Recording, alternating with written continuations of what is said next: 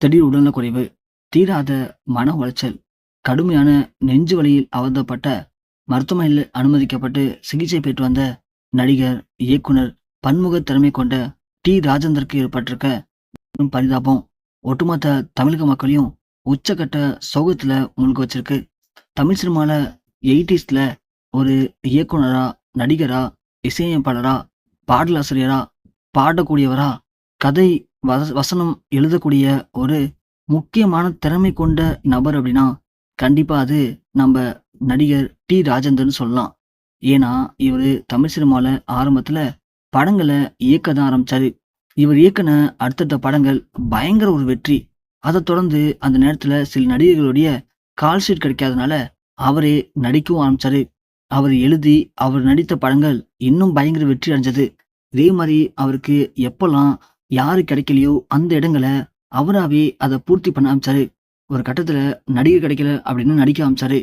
பாடல் எழுதுறதுக்கு பாடலாசிரியர் கிடைக்கலன்னு அவரே பாட்டு எழுத ஆரம்பிச்சாரு.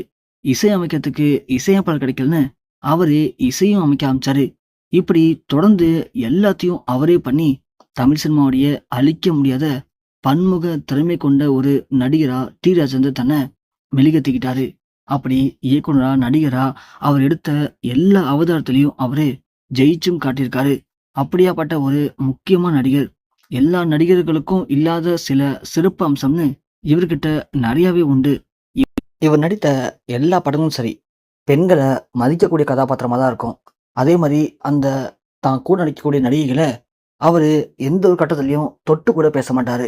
அந்த அளவுக்கு நடிகைகளை ரொம்ப பாதுகாப்பா பார்த்துப்பாரு. பெண்களுக்கு உரிய அந்த மரியாதை எல்லாத்தையும் இவர்கிட்ட இருந்து கண்டிப்பா எதிர்பார்க்கலாம். அளவுக்கு இவருடைய படங்கள்ல பெண்களுக்கு பாதுகாப்பும் இருக்கும்.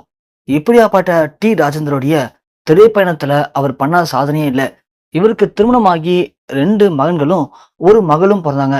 அதுல மூத்த மகன் தான் சிம்புங்கிற சிலம்பரசன். அவர் தான் இன்னைக்கு தமிழ் சினிமால ஒரு முன்னணி நடிகரா இருக்காரு. எத்தனையோ வெற்றி திரைப்படங்களை கொடுத்திருக்காரு. அவருக்குன்னு தனி ஒரு ரசிகர் பட்டாளமே இருக்கு.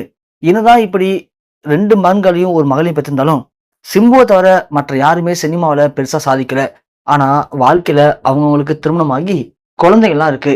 ஆனா சிம்பு திருமணத்தை மட்டும் பண்ணிக்கல, சினிமால ஜெயிச்சிட்டாரு. அவருக்கு திருமணம் பண்ணி பார்க்கணும் அப்படின்னு ராஜேந்தர் எவ்வளவோ கஷ்டப்படுறாரு, போராடுறாரு. ஆனா சிம்பு இதுக்கு முன்னாடி எத்தனையோ காதல், எல்லாமே காதல் தோல்வி, திருமணம் வரைக்கும் கை கொடுக்கல. அதனால அவரு திருமண வாழ்க்கைய ஒட்டு மொத்தமா வெறுத்து ஒதுக்கிட்டாரு. இருந்தாலும் அவருக்கு திருமணம் பண்ணி பார்க்கணும் அப்படிங்கிறது ராஜேந்தருக்கு ஒரு பெரிய ஆசை. ஆனா அது நடக்கவே இல்லை. போற எல்லா இடத்துலயுமே அதை பத்தியே பேசுறாங்க. தான் மகனுக்கு வயசு இப்போ 40 ஆக போகுது, இன்னமும் திருமணம் ஆகவே இல்லையே அப்படிங்கிற பயங்கர ஒரு மன உளைச்சல். ஏற்கனவே அவருக்கு வயசும் ஆயிடுச்சு.